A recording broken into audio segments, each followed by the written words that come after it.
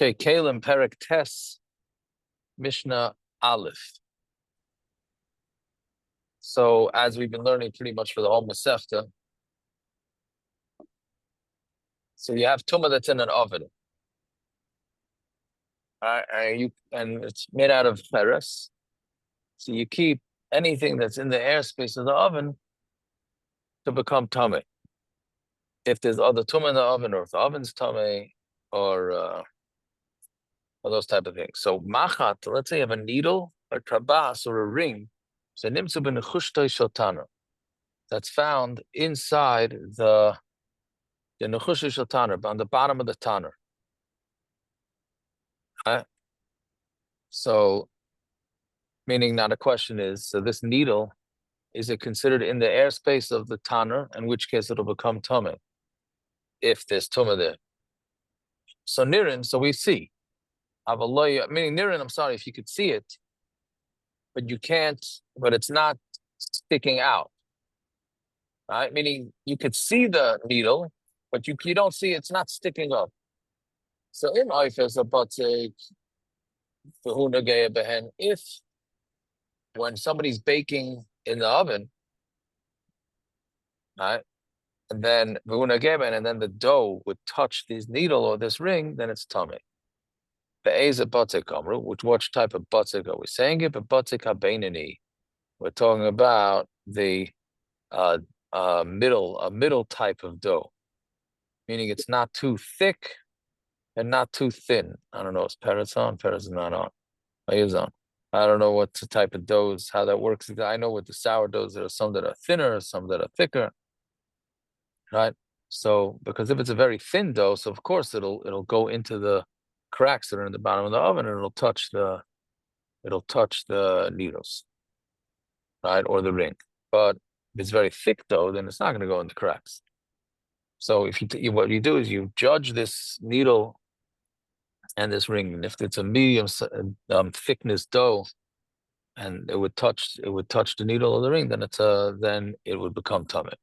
Nimtzu betfela sataner mukov tzamid psil. But let's say they found the needle or the ring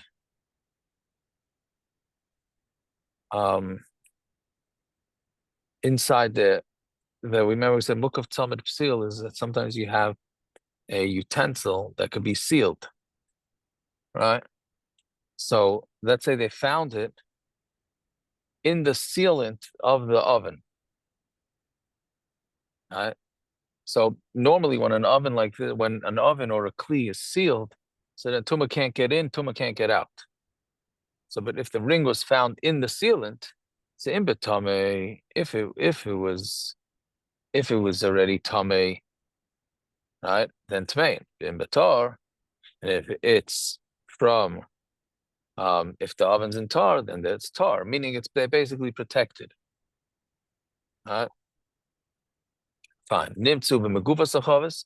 Let's say they found it in the megufas hachavis, in the stopper, in the cork of the chavis, mitzideh. So if it's on the side, right? Meaning if the stopper's on the side of the barrel, tmeim, it's tummy. You can get pia, but if it's by the opposite, by its mouth, then tahirim, it's tar. Nirin b'saycha avaloy la'avira. If you could see them in the inside, but they're not sticking out into the airspace, right?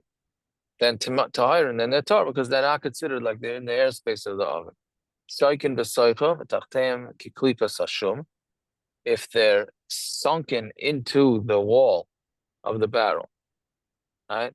And under it there's a layer of clay like a klipa, like a peel, that tahirim, then they are going to be tar. Because again, in both those last cases, it is not considered like it's in the airspace of the kli.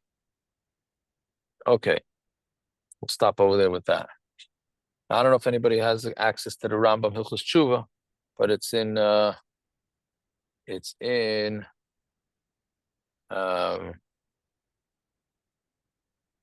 what is it, Mada? It's in Mada, right? Yes, it's in Mada. It's in Mada, yeah. So we'll do that instead of Musa. So I mean, it is Musar, but so there's 8 prakim, right? There's 8 prakim of Hilchos Tshuva. So let's start with the first. Kol mitzvah shebatayra bein aseh bein lois aseh. All mitzvahs in the Torah, whether it's a mitzvah aseh or whether it's a lois aseh, over adam al achas mehem. Somebody is over on any of them, bein bezadim, bein b'shkaga, whether he did it on purpose, whether he did it by mistake. Kishayasa tshuva, when he does tshuva v'yashem mechatoi, and he wants to do tshuva from what he did wrong, he has to do vidui in front of Hashem. Shenemar, isha, isha, ki yasu, b'kol, shkagas, etc., etc. This vado is chatasam, asher asu, and then they're going to do vidui. Zeh vidui devarim, that's vidui of words. Vidui zeh mitzvah saseh. To do vidui is a mitzvah saseh, which is interesting. That means it's a mitzvah saseh. The assumption is that you're doing an aveira. Right? If you never did an aveira, so then you're losing out on this mitzvah saseh. I'm not worried. There's other things like that. What do you mean? Like Masik Yerushalsai. Well, that's one of the Taryag mitzvahs, yeah. Yeah, but there's nothing wrong with divorcing a wife. I mean, halachically, there's nothing wrong. Here the Torah is counting on you doing something wrong, and then it made an isser. Not necessarily, whatever, made a mitzvah. Not necessarily on purpose. It's by accident also. That's true. That's true. But the assumption is that people are going to do things baveris. That's all. I'm trying to give ourselves chizik. That's all. Right. Anyways, it's mitzvah to say ketzad mizvadin. How do you do vidui? Omer ona Hashem chatasi avisi pashati l'fanecha. This is what we say about Musaf on Yom Kippur. Vasisi kach v'kach. Very nichamti ubayshti b'masay. I regret it and I'm embarrassed. Ula'olam eini chayzer l'davar zeh, and I'm never going to go back to do it again. Zo ikare shel vidui. That is the main point of regret. Is that the way you touch regret? Confession, no? Either. Anybody who it does it, he does it a lot. That is a reason.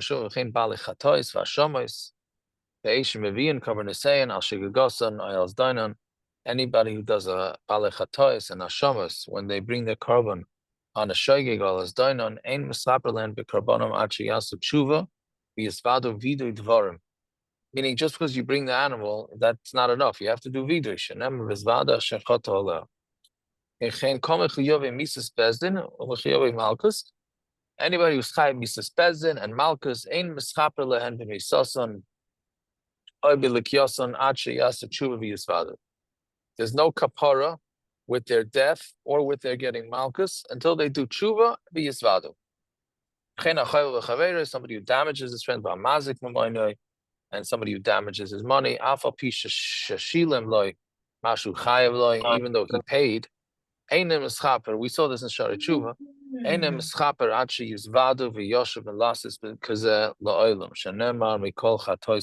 from all the chatois that you do, that a person does. That's an interesting, it's an important point. We saw it in Shari Tshuva, that meaning just because if you do damage to somebody, and you pay him back, does not mean that you're out of the woods, right? You still have to do tshuva. You have to still ask him mechila, and you have to do tshuva, even though you paid him back everything, right?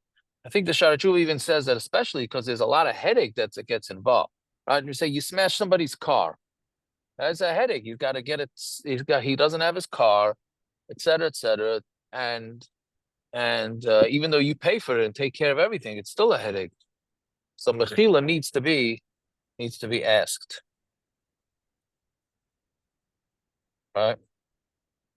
Okay, we'll stop it with that.